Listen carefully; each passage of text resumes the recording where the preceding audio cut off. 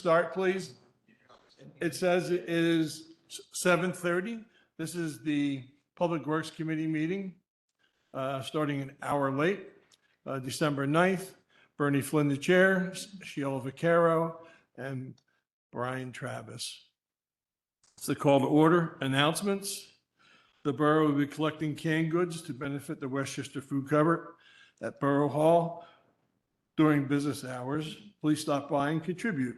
More information can be found on the borough website. Any comments from residents or visitors or taxpayers in attendance? All right. Moving on, the first report is the engineer's report.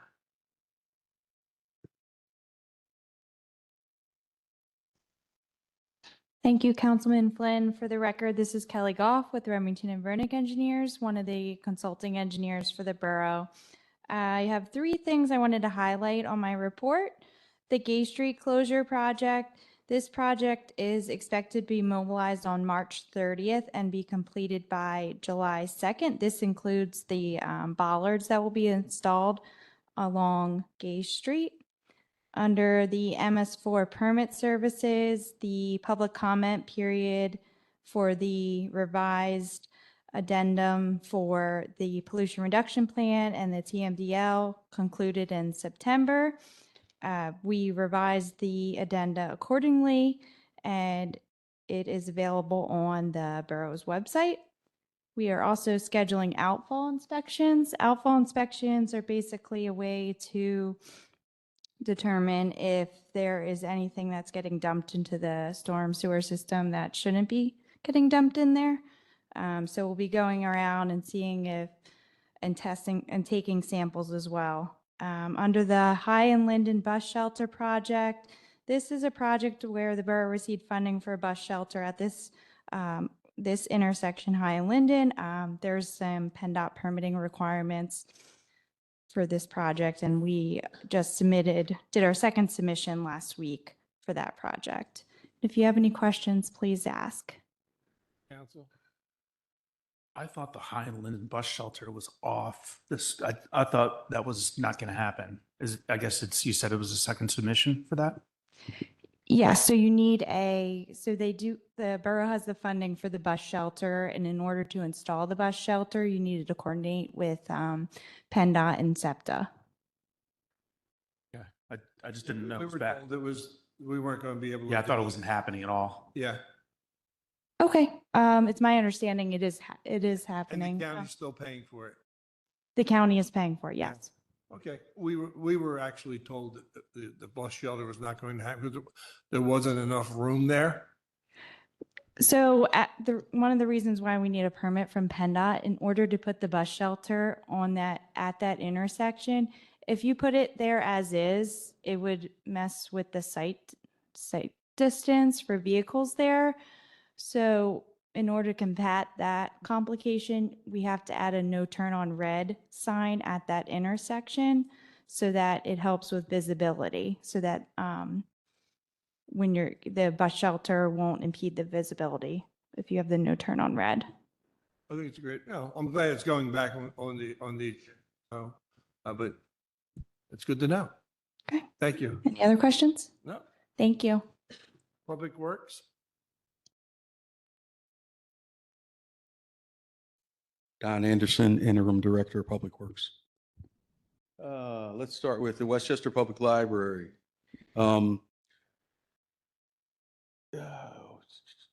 We did some cleaning up around the edges of the patio deck area about a month ago.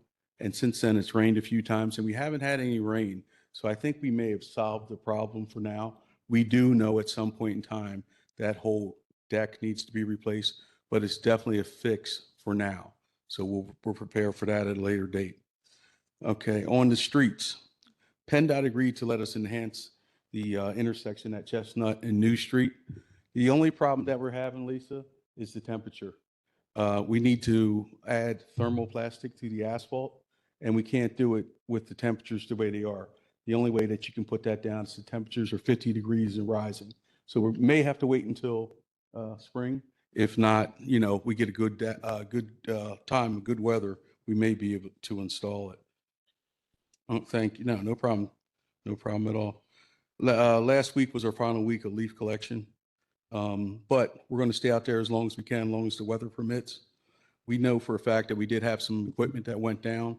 We're hoping to come up with a plan because the one leaf loader, which is 20-something years old, we need to possibly replace it. If not, we're looking at a $3,000 fix just to get it adjusted to work for next year.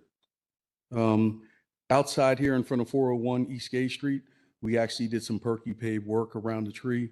About 6 months ago, we were trying to figure out what we were going to do, and we thought that we may have to take the tree down, contact the tree commission, because the sidewalk keeps buckling. Every so many years, we have to actually redo the concrete out there. So instead of doing that this time, we use perky pave, which is a material that actually works in situations like that. And if you get a chance to take a look at it, it really looks nice out there. The guys did a great job. Parks and landscape. We added dog waste bags, Catherine Bratney Park, and also Vets Memorial. So that should be okay. Also, we did a demolition at Horace Pippin Park. I know you guys are aware that they're putting new playground equipment in. So Public Works was asked to remove all the old equipment. So once the new equipment comes in, they can just jump on that job. Back to what Kelly said about the outfall inspections. About a month ago, we found that there was an illicit discharge coming from one of the residents near Bernie's house.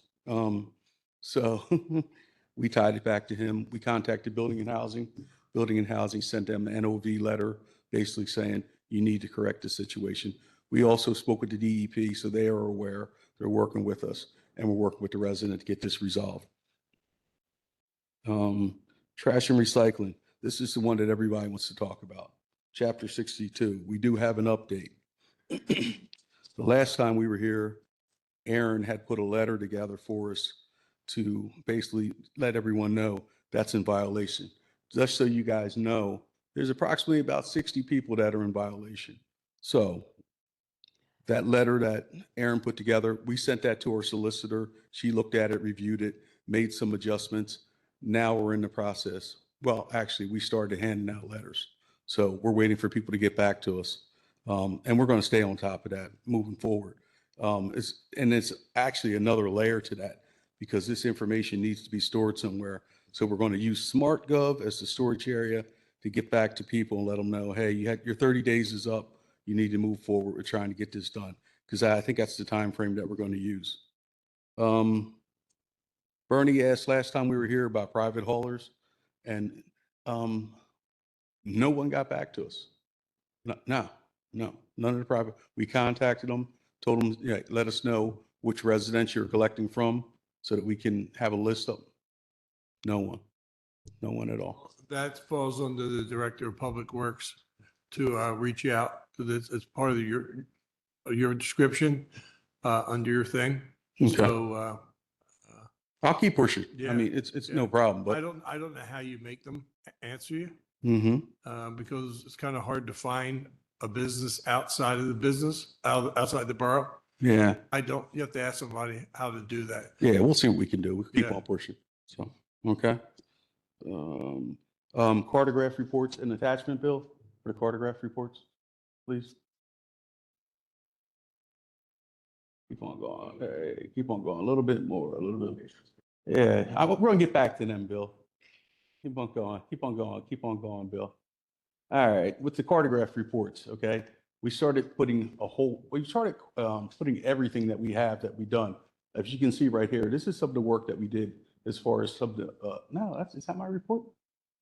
What?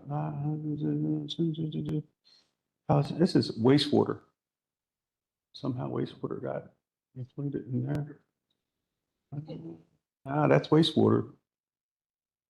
It's definitely wastewater.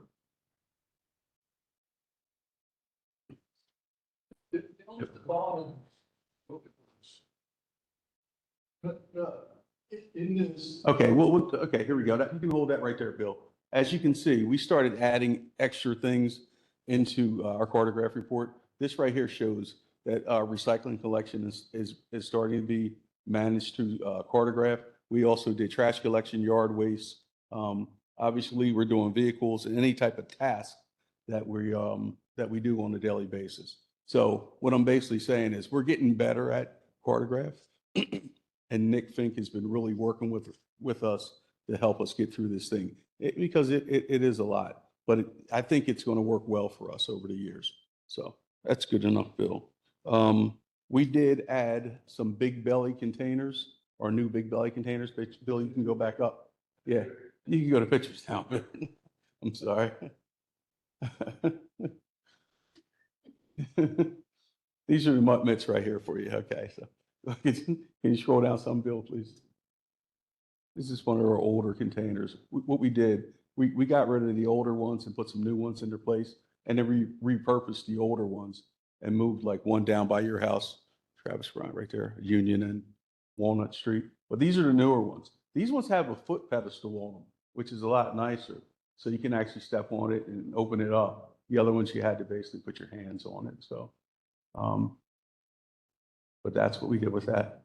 Last time we were here, also Bernie asked us to put a list together for our equipment. That's what this list is right here. It's color coded. I'm sorry, Mr. Metric, but it shows how the ages of some of the equipment. 0 to 5 is that green area. 5 to 10 is the blue area. 10 to 20 is red. That's the age of the equipment. So it goes to show you, we have some dated equipment, and well, we'll work on trying to get some of this stuff swapped out. So that's vehicles and equipment. Back to administration, Bill, please. I know this is all over the place. I apologize. I apologize, man. This is all over the place. Just to let you know, this is the second time I put together one of these things. So I'm going to work on getting it together next year, hopefully get it straight. As you can see right here, these are all the contracts that we have that expire at the end of this year. And what we had to do, because it was one of the things that during the transition phase between me and my predecessor, it kind of got a little bit swept under the rug. But what we did was the ones that we definitely needed done by next year, we reached out to them and had them sign a document saying that they'll keep the rates the same until next year, until the bids are awarded next year. But every last one of these bids are out right now. So a little bit late, but we got them out. So that's really about all I have. So any questions for anybody? No, just thank you for Yeah. stepping in, and Yeah. you're doing a fine job. Thank You're only a couple months on, and there's a Well, lot you don't know yet, and you're Yeah. finding out what you don't know now. Well, thank you. And we did see all the contract extensions, I think, later in the agenda, so we knew that was coming. So Okay. thanks again. Good. Thank you very much. Yeah, thank Thank you. you. I make one additional comment too. A really important step Don's been taking, and he's been talking with me and Ramsey and Chris, the new HR director, a lot about staffing and what to do with the new,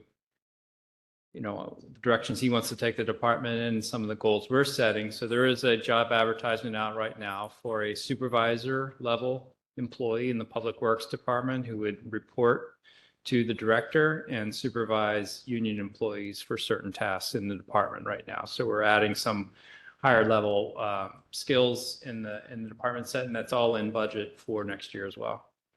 Yeah, what we noticed was when we took fleet out of Public Works, so to speak, and we got rid of fleet manager, things were getting missed. So I asked one of my employees to head that department as far as fleet.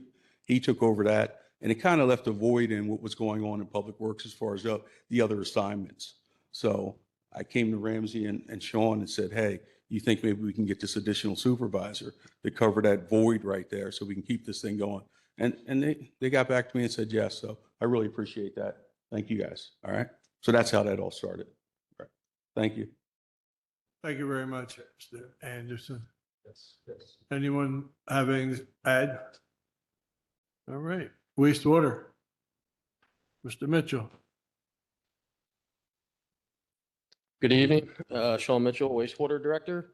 For Goose Creek, The microscreen, they found a good sized hole in the back of it, so it was not really catching any solids. So that was removed, sent to a fabricator to be repaired. We're also in 26 going to be looking to just have a spare basket for when storms happen. That usually is when all the problems happen to it. We're waiting for it to come back to be installed. While it was out, we put a new brush on it.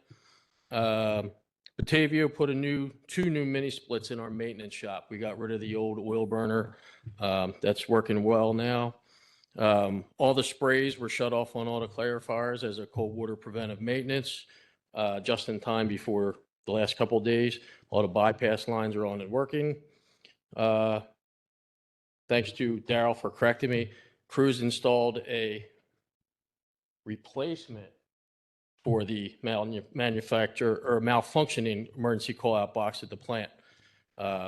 We couldn't find out why we were having phone issues until we saw that the call-out box was calling out every 2 seconds. Goose Creek flowed an average of 832 million gallons per day. At Taylor Run, the employees found an RBC unit shut down. After removing the skin and all the media off of it, they found a couple of the rods and hold down brackets were broken. Some of the bolt holes were elongated. They got it temporarily fixed up and running. They have a welder coming in to give us prices to fix the one piece that's there, and then they will be doing further investigations throughout the spring when it's a little warmer. They had an aeration blower fail.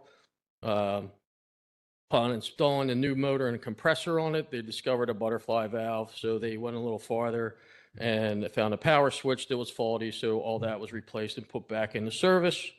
Taylor Run Lab had their accreditation audit through the DEP performed last month. Everything went well. They're just waiting for the final report.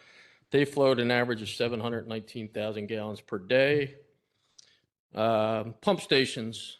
The monthly cleaning inspections were performed on all 4 pump stations.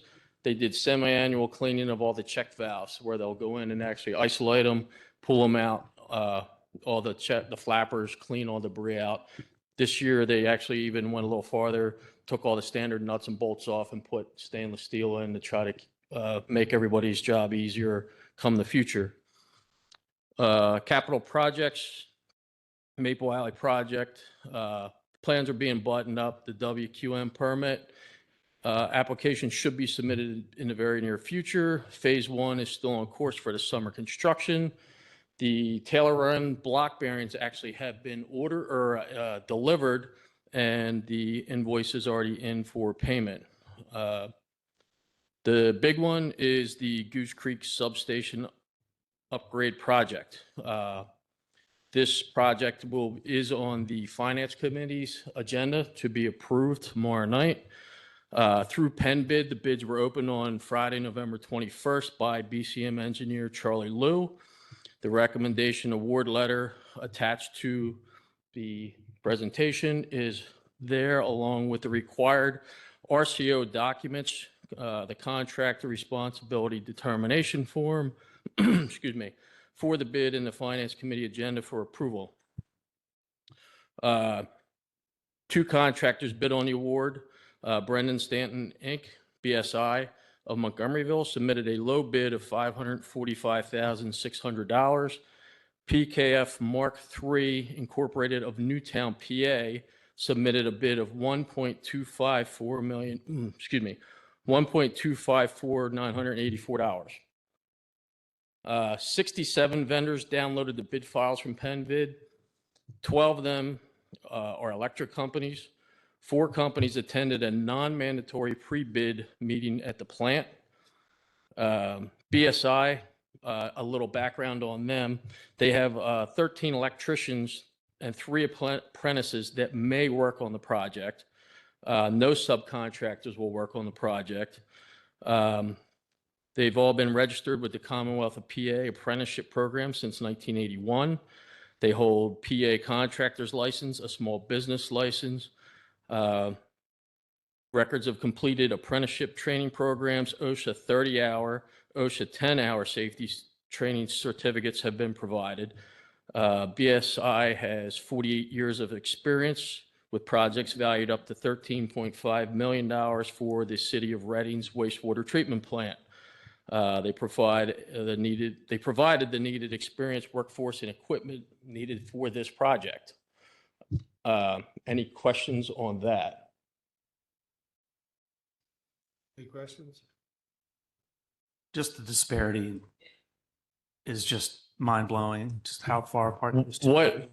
What we did, and it's actually not on this form, it's on the finance, if you want to look under there. Breaking it out into bid tabs on item number 2 of receiving, installing, configuration, testing, startup, training of the owner, supplied service. BSI had a price of $95,000. PKF Mark III had $254,000. So there's a large gap there. The second was line 6, supply and instrumentation of permanent and temporary service entrance equipment and materials, including coordination with the utility. Excuse me. BSI again was $10,000. PKF was $463,000.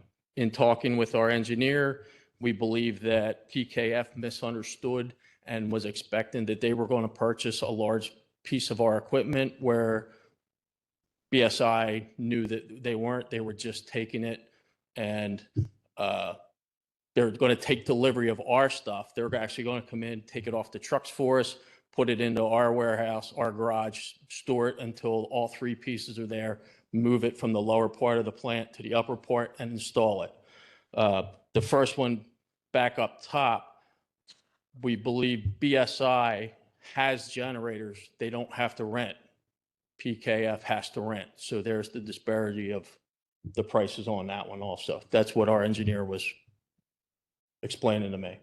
Yeah, to your point, Mr. Travis and Mr. Mitchell, I would, since the second bidder made a huge mistake, so in essence, we only really have one bid. I'm going to recommend that you reject it based on only having one bid for the project. I don't know how the other 2 council people look at it that way. I like the fact that BSI does have all the RCO requirements met, which is a big plus. But I think we should put it out for rebid and see if there's another opportunity even to go lower. So that's my thought. So I think the renting of equipment, so there's the misunderstanding perhaps, and then there's the renting of equipment. The renting of equipment is just if you don't have the equipment, you have to rent it, you have to charge Correct. significantly more. So to me, this is not anywhere near as drastic as. And that's what both of the 2 bidders were at the pre-bid construction meeting, and it was brought up about generators brought in. I mean, we even sat down about how much diesel we would need to do. The generators are like the size of a tractor trailer. They're not just your regular one. It was brought out how they were going to break down the costs and charges and everything like that. And it was determined that one is renting, one's not. They own it, so that's the cost difference. to your point, we still only got one bid. And I think the borough deserves to have another shot at trying to get the price lower. I think that's prudent. It's definitely the prudent thing to do. Are there any risks by extending this that we're not thinking about right now by not having this installed? Throw the entire. This is a 5-year, 4.5-year project. The system now, Billy, can you go to the pictures, please, of the middle section is the LVA. That's the low voltage switch. That has all the breakers. That switches it out to the 5 different buildings. The transformer is on in the center. The medium voltage switch is on the left. The LVA is being delivered anytime this month. We're just waiting for them to say it's coming. The transformer is in January. The medium voltage switch is scheduled for February. The LVA is living well past borrowed time. I'm not comfortable. We were hoping that when the first stage was done, and it was done very cheap, the cost just went through the roof with everything, including installation. Keystone Electric, who did the bids, was saying that they guesstimated between 800,000 and $1 million for these guys to come in at 545.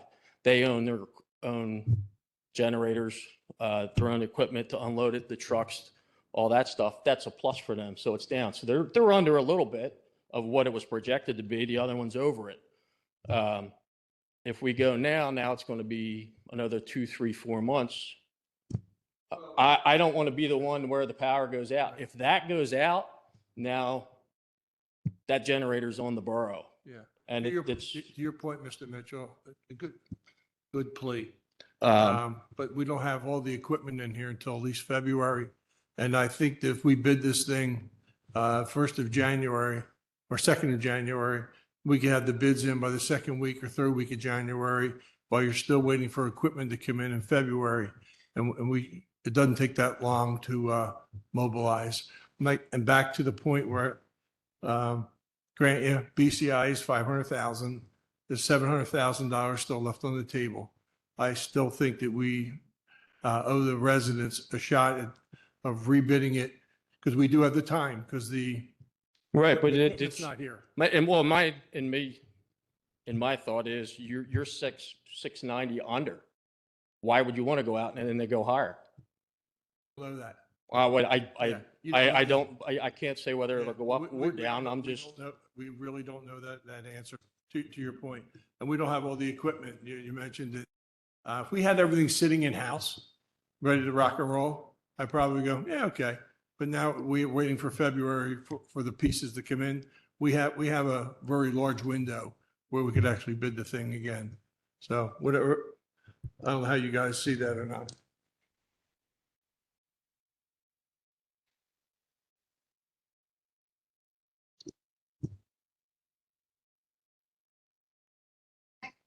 I said what I said. I don't think, I think we have two valid bids. I think the variation has to do with who owns what equipment. And that is the situation we're in. I think this is necessary equipment that these companies are trusted. Hash down again tomorrow night. And We'll talk about it tomorrow. finance. Yeah. And hopefully they see it the way I see it, but maybe they don't. But I think as my opinion is we have till February, so it doesn't hurt to punt it to finance and see if they agree with it. We should get another set of bids. So 2-1. I mean, I'm just asking the questions in terms of risk management at this point. If it breaks right now, we're up the creek anyway. Yeah. So, if rebidding fits into that timeline when we receive all the equipment, I'm kind of in favor with where Mr. Flynn's headed. But we're not making that decision in this meeting. This is the update. So, but thank you for thank you Yep. for your opinions and your Thank you, Mr. Mitchell. diligence. Yep. Parks and Recreation, Mr. Korowski. Evening, folks. Keith Krowski, Director of Parks and Rec. I'll start off with capital projects where we stand on a couple of them. The Hoops Park Playground Project, again, we are working with the playground designers along with our engineers to figure out where we can go with this and what we want to do. I touched on it last month. We're looking to make this an inclusive playground, which kind of takes ADA to another level. This takes into sensory sensitive children, deaf children, blind children. We're looking at those possibilities. Again, there's no park in the borough of Westchester that has those, but yet there are residents that visit our parks that have those disabilities. So we're looking into that. Actually, I was supposed to have a meeting 2 weeks ago. I was actually, unfortunately, not in the office for a third of November while I was taking care of a wife recovering from surgery. So I'm playing up a little catch up, but I'll bring more information to you once we have that information. But just think again, ADA to a higher standard. With that said, moving on to the next project, Don mentioned it earlier. The Horace Pippin Park Playground, which we originally told would be here at the end of October, beginning of November, was pushed back to the end of November, beginning of December. I'm hoping to get a call any day now that says this is ready to rock. Thank you to Public Works for taking care of the demolition of the old playground. And once it is here, we're ready to go. Touch on another project is the John O. Green splash pad. Again, working with Waterplay, who is the company that will be buying and purchasing the Waterplay equipment from. We do need to install a new, larger line. The current line that's there is a 1-inch line that comes in off of the street that powers the water that goes to the Waterplay equipment. It's 30 years old. It needs to be updated. And then anything we'd put above the ground, pretty much any of the newer equipment needs the wider line to make sure that they work appropriately. So that is going to be part of this project. I am working again with our current engineers and Waterplay to get the schematics laid out for the equipment we have chosen. That'll be put down, laid out, put the new water line in. And again, my goal is to have this ready to go by Memorial Day 2026. I want this in the ground, up to snuff, ready to go. And in that time frame, we'll also find out whether or not we got the $250,000 grant from DCED for which would be phase 2, which is everything else on the north side park minus the spray pad equipment. Just putting this out there, we put some feelers out there and are trying to find some information regarding some parcels of land here in the borough. There are, and you'll see this in the pros plan, and hopefully everyone got a copy of that now. It was sent out, everyone should have gotten their codes. I'll go into that in a minute. We are underserved here in the borough. Again, the borough is not growing as far as geographically, but there are spots within the borough that we can look at to maybe potentially use as park or open space land in the future. We're exploring some of those opportunities. I believe John maybe mentioned it in the ACT committee. We did have a meeting with Commissioner, thank you, Moskowitz. Just a kind of a fact feeler to see what would happen if we were to move forward with the Turk's Head Trail. That is, I know there's a separate group entity that's working on that, but that's also a key component of the pros plan as well. We'd be focusing mainly in the borough and how we can use our 1.8 mile square and where connection points would be to meet up with more regional trails. Again, we're just kind of waiting to see, as he said, are there any significant red flags that SEPTA would say, no, go away? I haven't heard anything back yet, but as we get more information, I will gladly share with you guys. One thing I do want to talk about regarding the pros plan, which was very good news. We submitted the pros plan to the county, their VPP, the Vision Partnerships Program, and their Act 247 Review Committee. Came back with glowing reviews. They said, this is awesome. It meets very well with Landscapes 3, which is basically the county's pros plan, saying that this meets very well with what we have in mind. We like your ideas. We are recommending it for approval to your borough council once it goes through the borough's planning commission. The consultants are meeting with the borough's planning commission on Monday. They aren't able to connect with them in November. So hopefully we'll be able to meet with them, discuss any questions or qualms they may have, and to get it recommended up the level to all of council so you guys can take a look and hopefully adopt this thing moving forward. And it'll be kind of our leading document, not kind of, it will be the leading document out of the Parks and Rec Department moving forward. I'm happy to answer any questions you have. I really would like to talk about an event that we just had this past weekend, but it's in December, but we're in a November thing.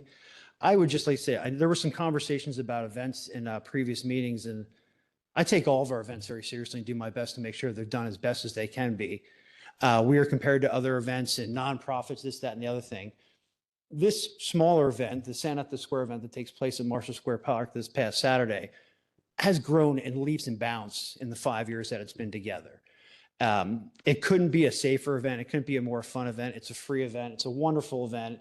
I kind of just want to give props to our sponsors that were there: Cocoon Home Remodeling, Chesterbrook Academy, East Bradford Vet Association, Chester County Eye Care. It's a showcase event for them and the borough at a park that we don't use for any other major events. I know the Friends of Marshall Square does theirs. It's a free event. It's open to everyone. I mean, yes, if you want to get food, you have to pay for your food, but anyone can come. Free pictures with Santa. We've got a line 500 people deep that stays 500 people deep as the 2.5 hours of the event goes through. And it was just another one-off event. It was freezing. It was really cold, but we were there. So were a lot of people. And it's just a wonderful time. I mean, it's a really good time to be in and around the borough the first couple of weeks in December with the Christmas parade, Santa at the Square, and the Chris Kendall Market, which I think are three wonderful events that help make this town what it is. But any questions you have for me regarding Parks and Rec, happy to answer. I just had the question. You mentioned that we will get an email from Jake, You should have, yes. and we should have already, and it might have ended up in our spam. Yes. I know Patrick McCoy sent me an email yesterday and asked me if he'd gotten it. I told him to check his spam, and we had resent it. If you need me to get them to resend it, I will. I haven't received anything yet. Right, and then there should be a link and then a code to the link. I'll have them resend it.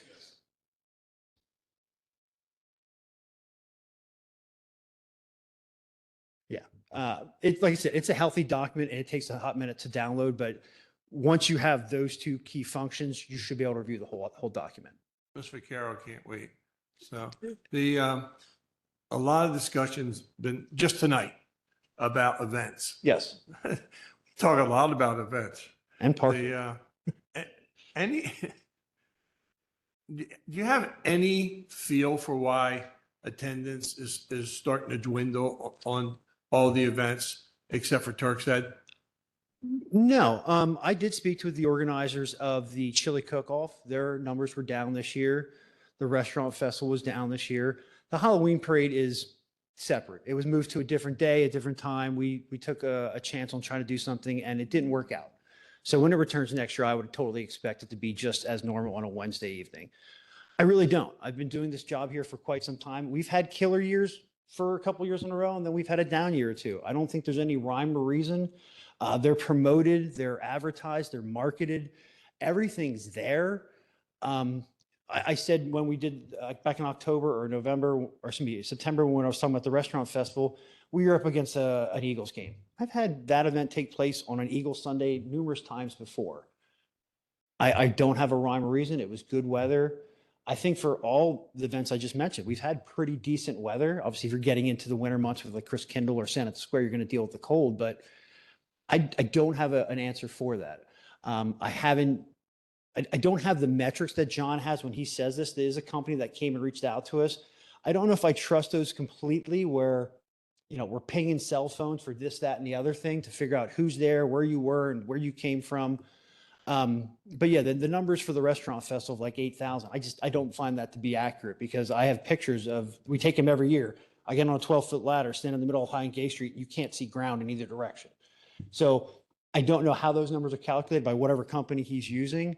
I think they're still all very well attended events. Just some years are monsters and some years aren't.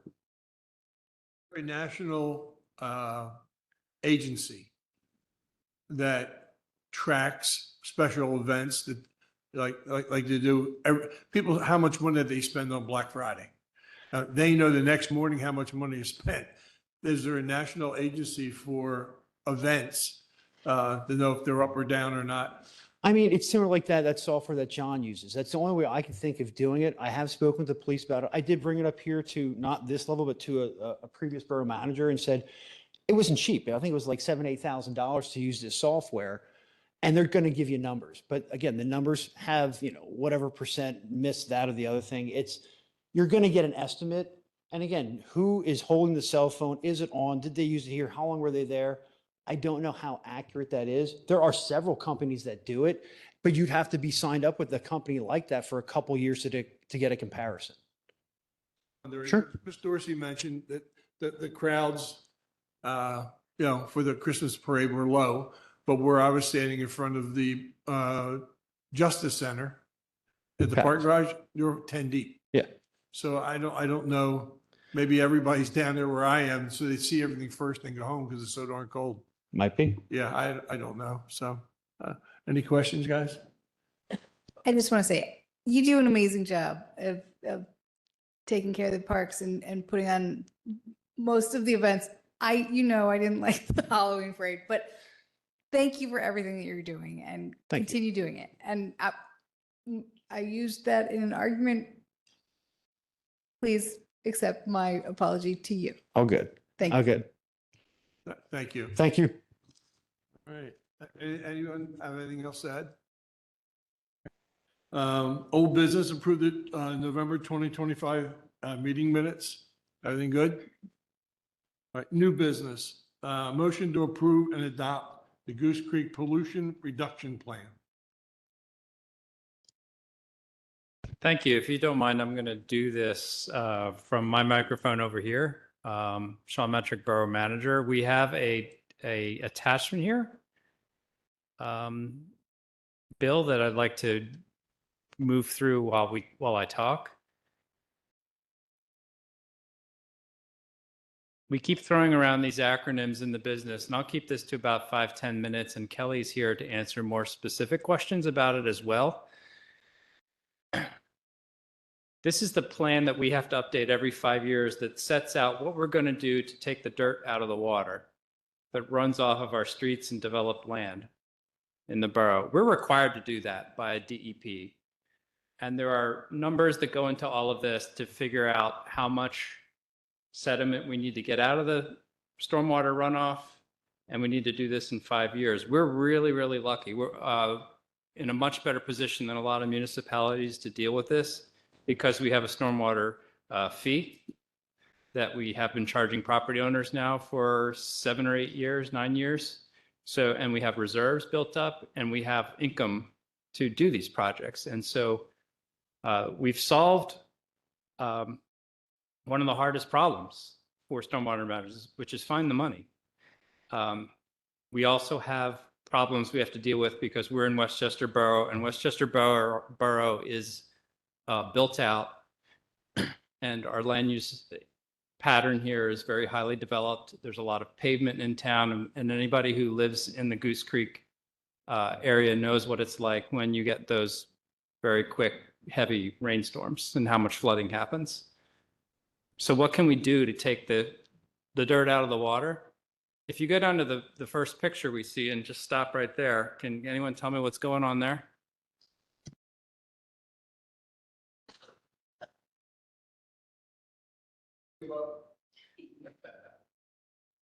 It's like you're trying to restore the riparian barrier there, but I'm not super clear.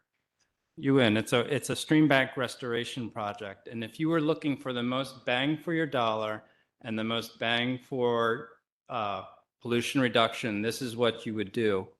Hands down, cost benefit analysis.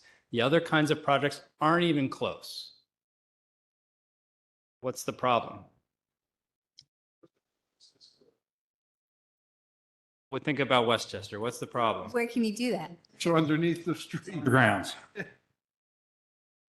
They built the courthouses. Well, guess where they built the courthouses? All around the suburbs of Pennsylvania. The highest part of the ground. Your courthouse sits at the highest point in Westchester. And that was for a reason. And that it was done intentionally. So we have these very short watersheds, not a lot of stream depth to them at all, and we paved over all of them a long, long time ago. And this is the problem with this mandate from the state to deal with it, when so many of us live in these urban areas where we have put streams and channels. Midvale Avenue in Philadelphia, over near what used to be Textile University, what's it called now? Philadelphia University. There is a raging creek running under Midvale Avenue. Just listen when you walk down Midvale Avenue, you'll hear it. And there's only so much you can do to undo that. I do think that a long-term strategy here is for us to be thinking seriously about purchasing out flood-prone properties and restoring our riparian zones in the Goose Creek watershed, linking up our current open spaces like Mosteller Park and Greenview Park and Market Street into a green ribbon that spans from the south to the north and connects this central business district along on a greenway to points south. If this Turk's Head Trail gets off the ground, even better. Those are things that are going to come to fruition probably, hopefully in my lifetime, but maybe not in my tenure as borough manager. These are things that will take a long time to implement, a lot of money and time. But I think you have to think long-term when you think about stormwater management in a town like Westchester. So since we don't have a lot of spots like this, and in fact, we're doing one right now over behind the orthodontist shop on Hannum Ave, we have to find other solutions. So if you keep going down, Bill, to the next slide, we came up with sort of a how to find these projects. We want them to be located upstream of flooding.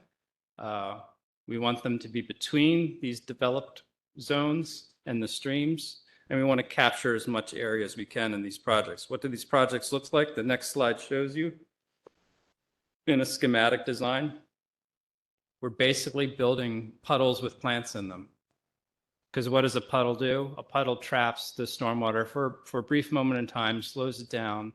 And when the water slows down, larger particles of sand and dirt can fall out of solution. The finer particles don't unless it sits in there a really long time, but at least you're getting the big chunks out of the stormwater runoff. And that's basically the concept here. The water is a little bit cleaner when it leaves these rain gardens. And I like these a lot too personally because you can see them. They're cheaper to build than underground basins. And again, we don't have the room to do large scale projects unless you want to do things like turn a baseball field that a lot of people use for softball and little league into a stormwater basin. That's a decision you can do, but these are the kinds of questions about what do you want to accomplish? What's the right and wrong thing to do that we rely on the people in your chairs to tell us what's the best use for the land and the parks. And if you go down to the next slide, we have a few glamour shots of these well-planted rain gardens. That one's in Greenview Park that we did recently. That's a native plant that blooms in April or May called Blue Star. It's very handsome. The team that's been maintaining our rain gardens on the contract has done a really fantastic job, Dom, wouldn't you agree? Yes. As well as we have worked with community groups to adopt rain gardens, particularly, I think, in your ward, Sheila, and they've been doing a bang-up job of it too. So these are, when they're loved and cared for and have had a little bit of time to establish, they really start to look great on top of that. And we have one right outside the borough office here that looks like that. And some more pictures. So our solution is small scale. Our solution is largely in streets. In some cases where we own borough land. And I just remind everyone, we're talking about the Goose Creek watershed only. We're not talking about all of town because we're going to do the Brandywine Creek watershed next. I think that's, Kelly, is that next year that we're doing that? Yeah. And the total acreage, I think, of the Goose Creek watershed in the borough is roughly about 250 acres, somewhere in that ballpark. It's about the size of an 18-hole golf course, Bernie. So we aren't talking like about a very large chunk of the borough, but we're talking about a very highly developed part of the borough. There's a lot of pavement in the area in the borough in the Goose Creek watershed, and there's a lot of contributing pavement from our neighboring township in West Goshen. And the headwaters of Goose Creek are actually in the West Goshen Township Public Works parking lot on the other side of 202. There is a drain pipe in the middle of their parking lot that goes into a pipe, goes under 202, feeds the stream behind, or I guess it's now Target, and contributes to our flooding problems. So we have to think about this in a multi-municipal perspective if we want to get at the flooding issue that's so common in the borough. What we're asking for tonight is for council, for the committee and for council next week to adopt the pollution reduction and total maximum daily load plans addendums that we have prepared with Kelly's help. Those are long words with many syllables that basically mean the same thing. How do we clean up our water? Phosphorus is the chemical we have to take out of our water that we've been sort of flagged for. And I think phosphorus is just something that is common in urban areas. It's also a fertilizer component. So Don't over fertilize your green lawns, please, in the borough, because that nitrogen and phosphorus has to go somewhere. But largely that's an urban runoff component. So we started looking at this in last year. We submitted to DEP comments to review around this time last year. We public input process in the third and fourth quarter of this year. We made some revisions, and the plan document includes on the next slide locations of presumed rain garden type projects. By adopting this plan, you are not committing to any one design, any one specific location. You will have multiple points to say, I approve of that project, let's move forward with that one, before we even get to bidding this out, and we kind of like, in a sense, tie your hands to a project. We will run projects by the Borough Council before we go through that process, so that we're all on the same page as to how it should be designed, what the impacts are on the community, with parking, with safety. And keep in mind, these things do take a little bit of time to fill in and grow. Our most recently completed rain gardens near the Public Works building only had half a growing season to establish. So I think by this time next year, they're going to look a lot different than they do right now, and a lot better, I think. Other thing to keep in mind about this plan, there is more projects in this plan than, if we did every project that we're proposing in this plan, we would far exceed our goal. And that gives you some flexibility to pick and choose what you want to do when we go through this process over the next 4 or 5 years, and we present to you likely candidates for stormwater projects as early as next year. And that's my teeing up this Great job. very complex thing that Kelly and her team has helped us out a lot. Will's been very much involved. He couldn't be here tonight to help explain it. And the Public Works team is very integrated into the maintenance of these facilities going forward. You guys have any questions? Just have a question, because I know that street cleaning is part of this. And are there any additional opportunities around just street cleaning in general? I know almost very frequently one of the street cleaners is actually broken. And it just seems like, if that's a way to get, sediment, debris, runoff from going into it seems like that it almost seems like low-hanging fruit, versus some of these design engineering projects. You know what I mean? I feel like it seems like an obvious place to start looking.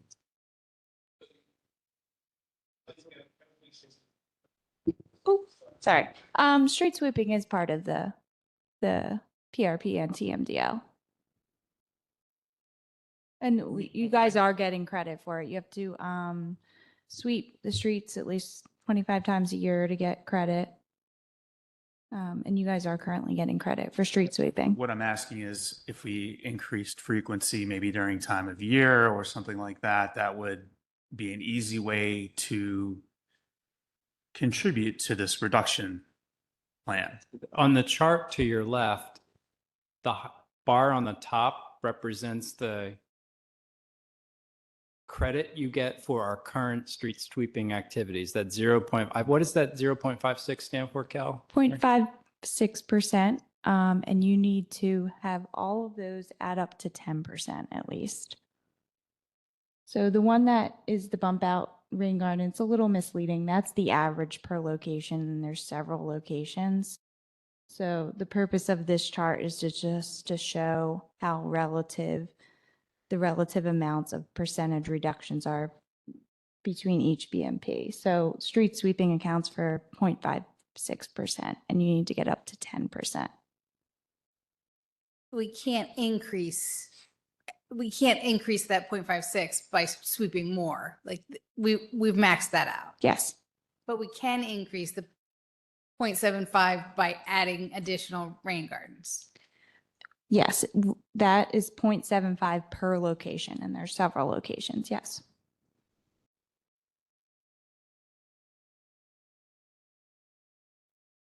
And then I also wanted to comment, Mr. Metrick had a great summary of the stream restoration. Another requirement for stream restoration is to have a 35-foot buffer on either side of the stream.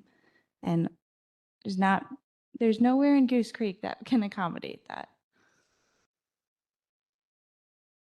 Unless you want to start daylighting streams, which if you're on board with that, I'm on board. It's going to cost a lot of money though, but I'm on board. That would be a good idea. Yeah, and I always want to point out the second line, the planted trees, because it seems to be a repetitive comment, like, why don't we plant trees? They are planting trees about 100 a year, and that accounts for 0.07%.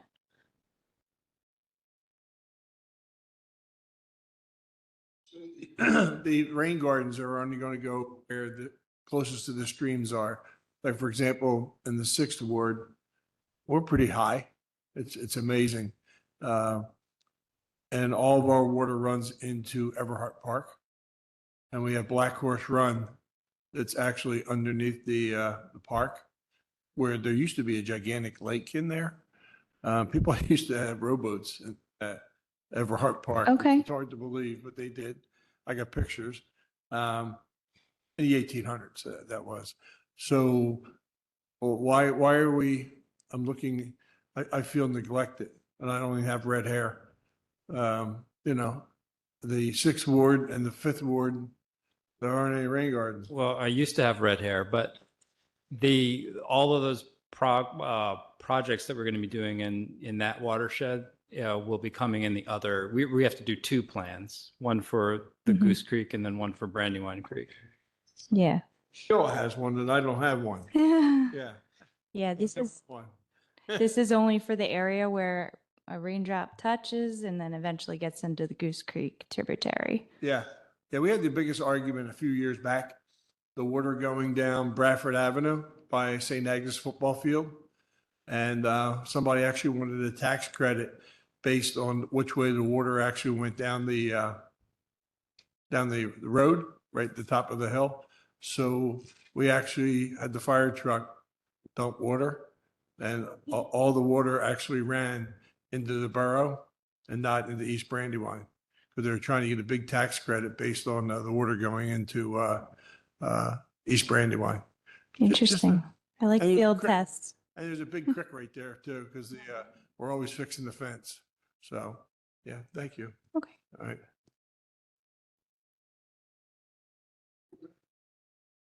Anybody else? Lisa? Any rain gardens? I've got some. Okay, I don't have one. All right,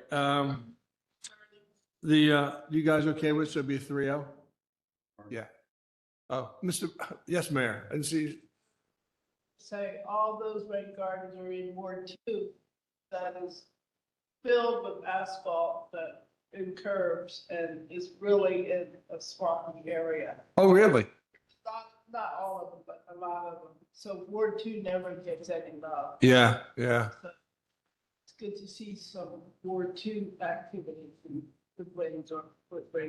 There you go. Oh, yeah. The, behind the orthodontist actually looks like the 3rd slide down. If you go down there now, it'll look like that pretty soon. Yeah, that's what I thought it was. And it's going to look similar to that when it's all done. It's going to be amazing. So, all right, you guys okay with 3-0 on that? Mr. Metrick, we're good? I just want to make sure I know what we're making a recommendation. So the recommendation is for the proposed additional BMPs, the plan. Because we went through the presentation, but we didn't go through the addendums or the attachments, so. Yeah, we need for the plan. For the plan itself. Okay. Yes.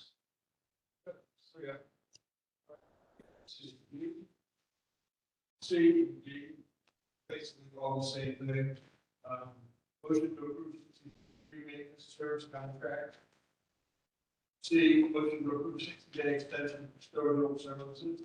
And D, approve 60-day extension for traffic signal. Keeping the prices the same and we're going to renegotiate him back in 2026. No objections. No objections at all with that. Thank you.